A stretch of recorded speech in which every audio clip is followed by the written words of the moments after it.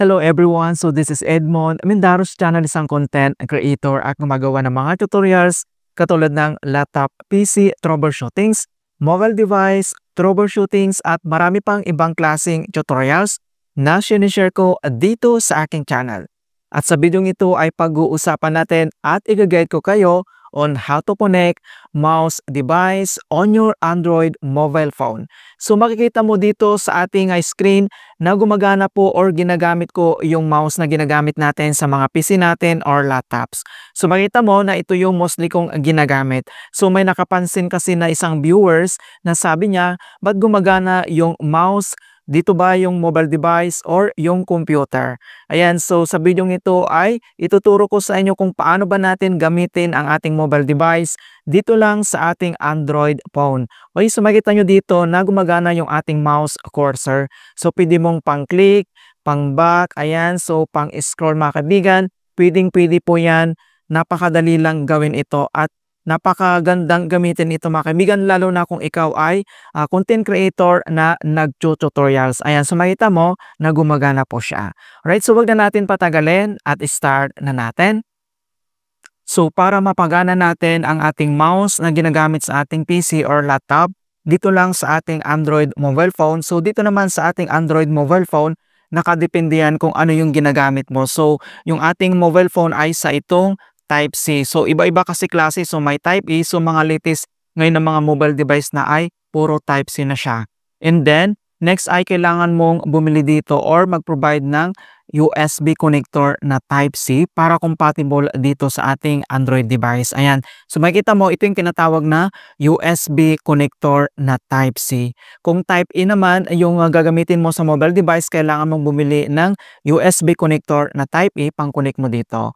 Okay, then next, once na kapag provide ka na ng USB connector, and then ito naman yung ating mouse ay kailangan mong i-connect dito sa ating USB connector na Type C. Ayan, so insert mo lang siya. Kapag na-insert mo na siya, then dito lang sa ating mobile device, and then insert din natin. Ayan, so insert mo siya. Ayan, so makita mo na dito na gumagana na yung ating mouse. So makita mo, ito yung ginagamit ko sa tutorials. Ayan, so napakagandang gamitin ito. So pwede kang mag-browse and everything naman dito ay pwede mong gawin. Ayan, so nandito lahat yung pwede mong gawin mga kaibigan. Same naman dito kapag ginagamit mo ito sa computers natin. Ayan, so napakagandang gamitin talaga ito. Okay, so ang next, so pwede mo naman i-customize yung ating mouse trackpad. So ang gagawin mo lang, punta ka lang dito sa ating mobile settings. So i-click mo lang siya.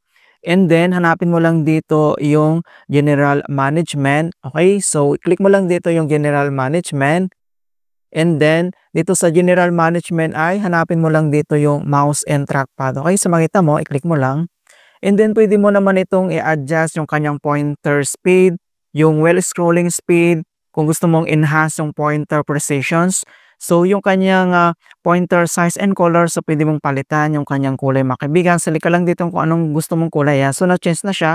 Kung gusto mong yellow, kung gusto mo ng green, red, violet, depende yan sa'yo kung anong gusto mo. Yung kanyang pointer size, so pwede mong i-adjust din kung gusto mo ng mas malaki. Ayan, pwedeng-pwede po yan. Kung gusto mo ng maliit, medium size, nasa sa'yo yan. It depends sa option mo. Alright, so dito naman sa kanyang secondary button, mayroon naman ditong mga option settings na pwede mong gawin mga kaibigan. Yung kanyang primary mouse button, so pwedeng right or left, so nakadepende sa option mo kung ano yung gusto mo dyan. And so napakabilis lang talaga kung paano natin i-connect yung ating mouse device sa ating Android mobile device. Ayan, so ganun lang po kasimple kung paano ba natin i-connect yung ating mouse device sa ating Android mobile phone. So nakadepende yan sa'yo kung ano yung ginagamit mo, Type C or Type E. And then napakabilis lang talaga i-connect ito. Basta may USB connector ka, pwedeng-pwede mo yan i-connect. Guys, in hope na nakapagbigay ako ng konting kaalaman at guide tungkol sa mobile device tutorials. Thank you guys and see you in my next tutorials.